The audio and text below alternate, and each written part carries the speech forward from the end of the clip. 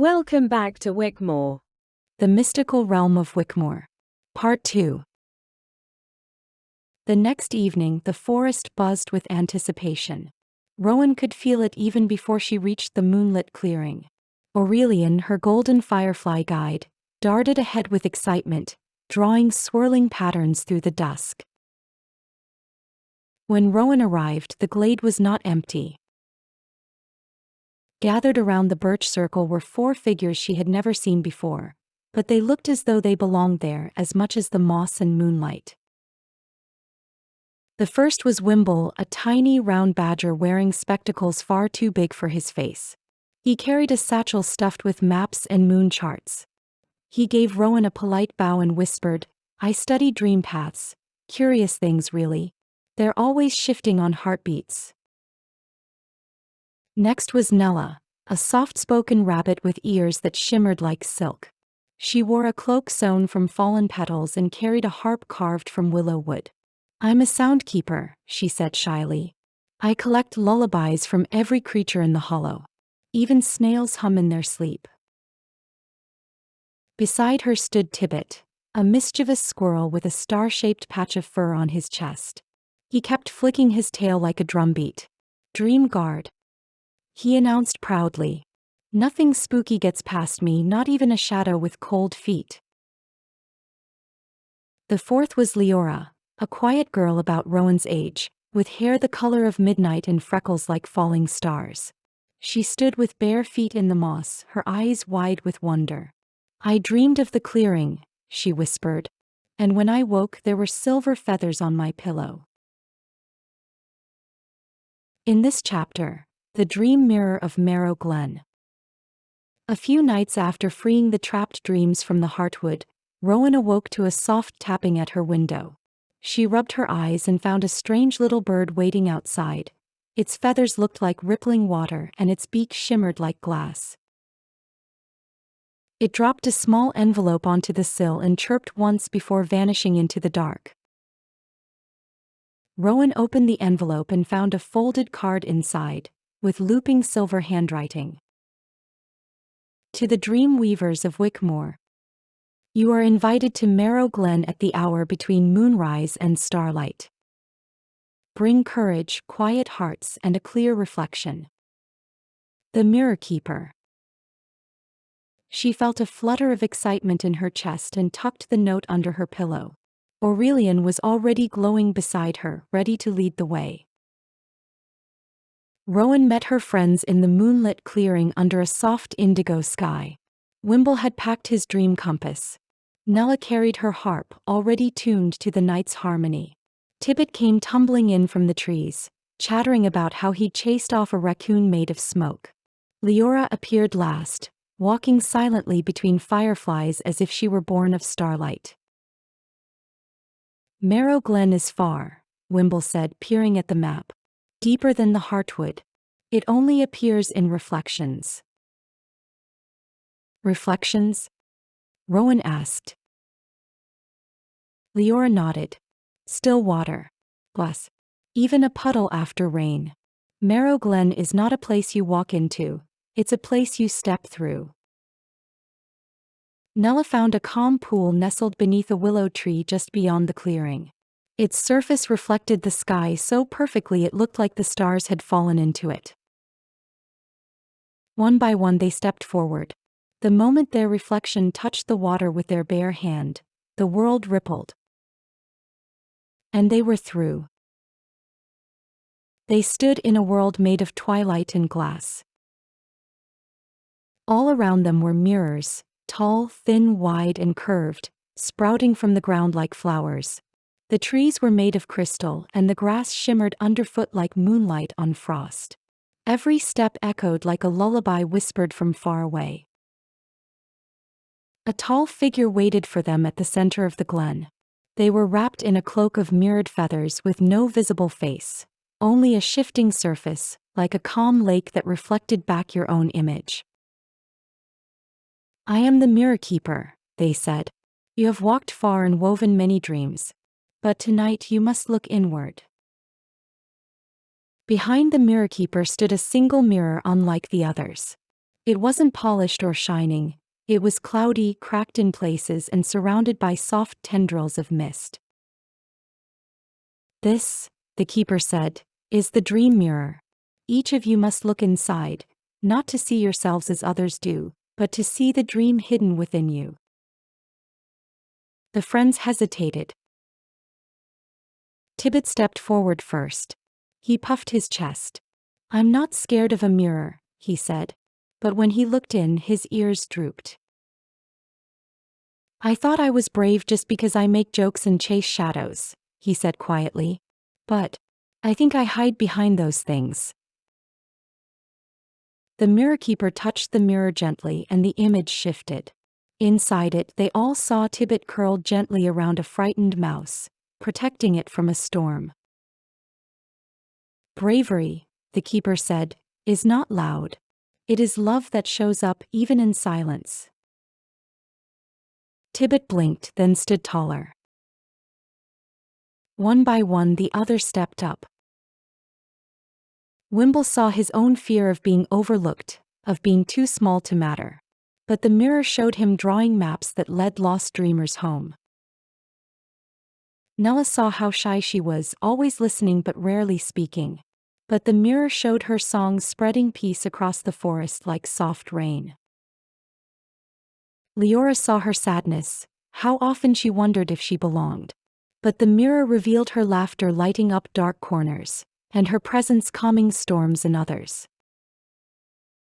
Finally, Rowan stepped forward. The mirror was still, clouded. I'm not sure what I'll see," she whispered. The mist parted. Inside, she saw a younger version of herself, lonely, waiting at the edge of a crowd, hoping someone would notice. But then the image changed. She saw herself sharing dreams, lighting paths, lifting others when they were weary. She saw the dream tide, the song of stars, and every quiet act of kindness she had given without expecting anything in return. Rowan's chest swelled with quiet strength. "You are not the dream others dream of," the keeper said gently. "You are the dream that helps others dream again." The glen pulsed with light. The mirrors shimmered, then folded in like petals, vanishing into stardust. "You have passed through yourselves," the mirror keeper said, "and found the beauty hidden there. Return now. The hollow awaits your dreaming hearts." Back in her bed, Rowan found a tiny glass pendant on her pillow. Inside it swirled a faint light, the same light from the dream mirror. In this chapter, the Sleep Moth Queen and the Lantern Grove. The air in Wyckmoore had changed. Nights were growing cooler and the stars shone brighter, as if they were drawing closer to the earth. Rowan could feel it in her bones. Something was calling. A new kind of dream. A deeper one.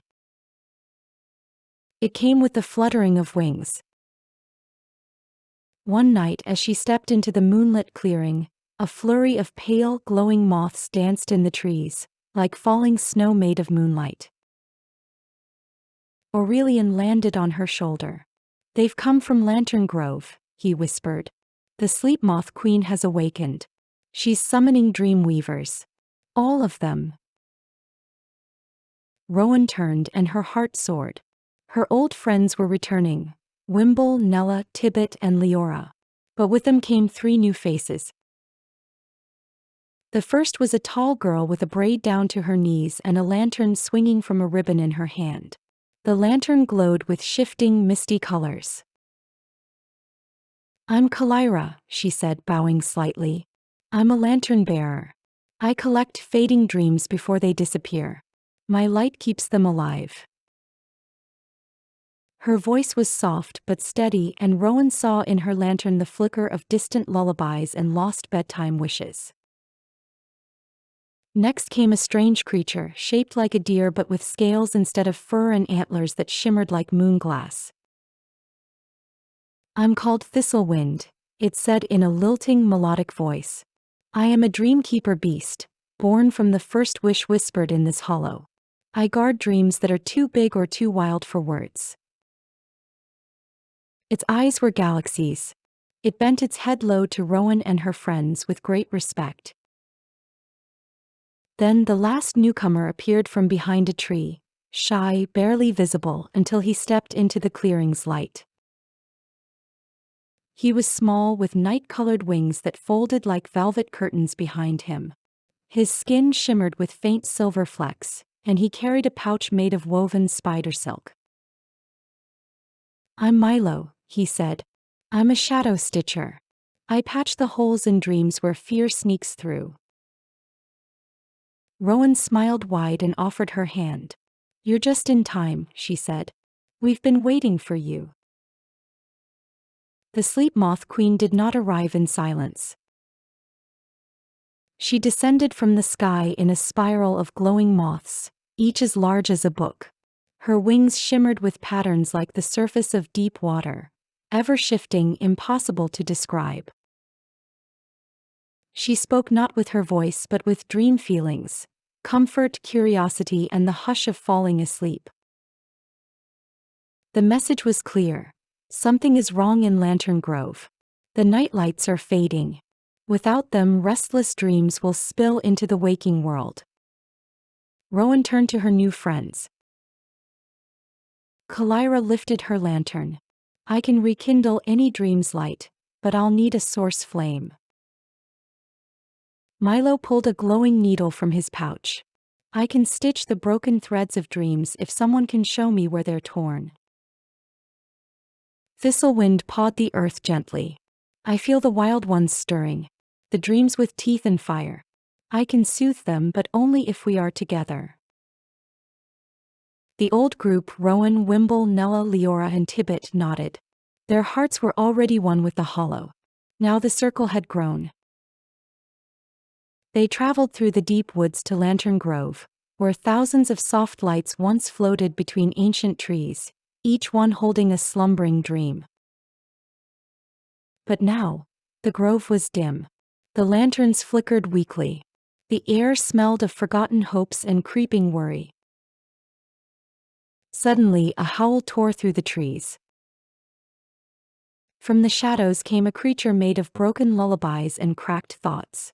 A night tangle slithering low, its form always changing. Eyes made of sleepless hours.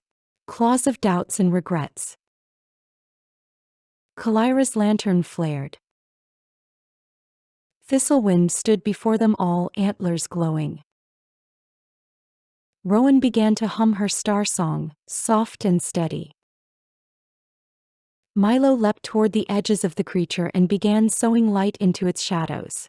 Stitch by stitch, he wove silver thread through the darkness, until the creature's form began to slow, soften, and finally dissolve into glowing mist. Kalira reached up and caught the mist in her lantern. "It was a dream once," she said gently. "A frightened one. It just forgot who it was." The lanterns in the grove began to flicker brighter. One by one they reignited, each glowing with the renewed warmth of a healed dream. The sleep moth queen drifted down beside them, her wings fluttering in thanks. Rowan looked around at her friends, old and new, and smiled. Their circle was growing. Their magic was stronger. And the hollow was safer because of it. That night, back in her bed, Rowan found 3 new things beside her pillow. A tiny thread stitched into her quilt, glowing faintly silver, a gift from Milo. A polished scale from Thistlewind, warm to the touch. And a folded paper moth from Kalira, which opened its wings and glowed softly when Rowan whispered a dream into it.